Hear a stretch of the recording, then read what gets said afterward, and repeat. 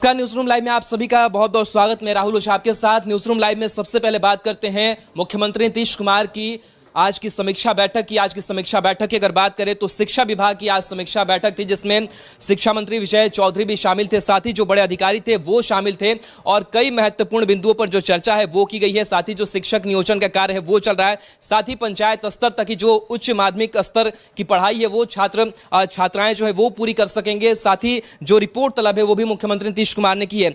तो कोरोना संक्रमण से जब से वो उभरे हैं, लगातार जो समीक्षा बैठक का दौर है वो अलग अलग विभागों की जो है वो चली। इससे पहले धान अधिप्राप्ति को लेकर के जो समीक्षा है वो चली थी, लेकिन खास करके शिक्षा विभाग को लेकर के कहां कुछ कमियां है और जो योजनाएं सरकार की चल रही है कैसे धरातल पर उतर रही है, छात्र विद्यार्थी उसका कैसे लाभ उठा पा रहे हैं, या फिर जो पोशाक साइकिल योजना चल रही है तमाम योजनाओं का किस तरीके से कार्यान्वयन हो रहा है, इन तमाम चीजों को लेकर के जो विचार विमर्श है, समीक्षा बैठक है वो मुख्यमंत्री नीतीश कुमार ने की है। साथ ही अधिकारियों को जो दिशा निर्देश है वो भी दिए हैं। इस बीच चर्चा लगातार ये भी चल रही है कि 10+2 की जो स्कूल कॉलेजेस हैं उसको खोलना है और उसको लेकर भी लगातार जो विचार विमर्श वो किया जा रहा है। और लगातार जो आपदा प्रबंधन की तरफ से जो बातचीत है वो भी चल रही है कि किस तरीके से सीएमजी से बात विचार करके जो फैसले हैं वो स्कूल खोलने को लेकर के लिए जा सकते हैं। इन तमाम मसलों पर जो बातचीत है वो आज हुई है।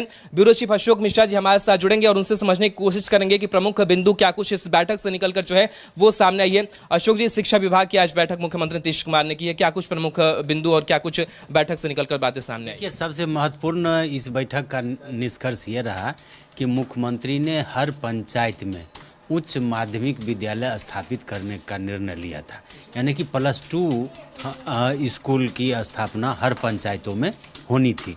तो उसको लेकर के जो राज्य सरकार ने ब्यौरा बनाया था उसके अनुसार 6421 पंचायत ऐसे थे जहां पर +2 स्कूल नहीं थे, तो वहां पे +2 स्कूल स्थापित कर दिए गए, यानी कि अब करीब 9360 +2 स्कूल बिहार में स्थापित हो चुके हैं। और मुख्यमंत्री ने कहा था कि जिन भी +2 स्कूलों में शिक्षकों की कमी है या इंफ्रास्ट्रक्चर की कमी है उस कमी को तुरंत दूर करिए, यानी कि छात्रों के अनुपात में शिक्षकों की नियुक्ति होनी चाहिए। और उसके लिए आप जान रहे हैं कि नियोजित शिक्षकों की बहाली हो रही है, तो मुख्यमंत्री ने इसको अविलंब शिक्षकों की कमी दूर करने का निर्देश दिया है।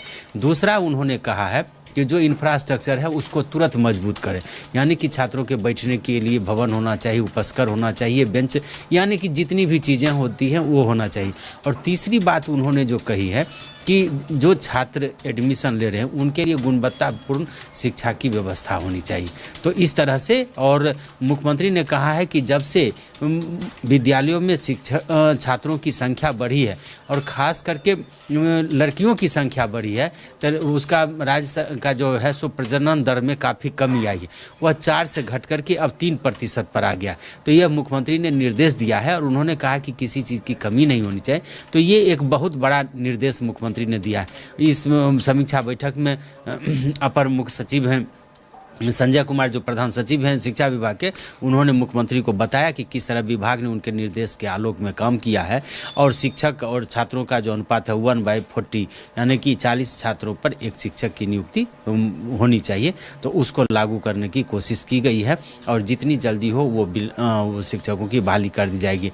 उसमें भी प्रधानाध्यापकों की बहाली होगी, तो ये निर्देश दिया है। लेकिन जो सबसे बड़ी बात है कि आज की समीक्षा की बैठक का सबसे बड़ा संदेश ये है कि 6 फरवरी तक जो कोरोना की गाइडलाइन लागू है उसके बाद ये उम्मीद की जा रही है कि 7 फरवरी से राज्य के सभी शिक्षण संस्थान खुल जाएंगे। स्कूल, कॉलेज और कोचिंग सेंटरों को राज्य सरकार खोलेगी, तो राज्य सरकार उसके पहले पूरी तैयारी कर लेना चाहती है। और यही वजह है कि मुख्यमंत्री ने बार बार दोहराया कि पहले छात्र जाते नहीं थे स्कूलों में नामांकन काफ़ी कम होता था और काफ़ी संख्या में छात्र नामांकन से वंचित रह जाते थे।